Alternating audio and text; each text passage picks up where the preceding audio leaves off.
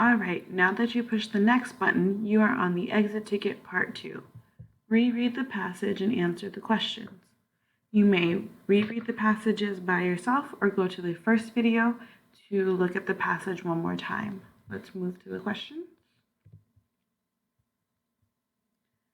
How are the two selections alike? A, both have a story character who studies the moon. B, both tell about the changing moon.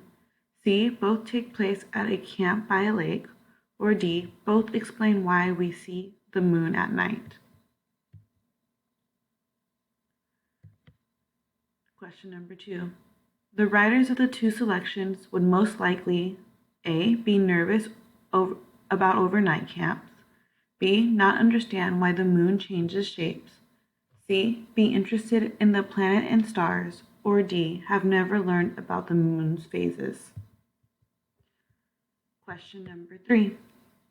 One way the second selection is different from the first is that A, it tells why the moon changes shape. B, it tells how to sketch the moon. C, it tells how far the moon is from Earth. Or D, it tells why people should learn about the moon. Question number 4. One way the two selections are similar is that both A, give only factual information. B, explain the lit surface of the moon. C, tell what a new moon is. D, describe where the moon is when it is full. Question 5. What is one way that the two selections are different? A, the first tells why Marisa likes camp, and the second tells what Marisa learned at camp.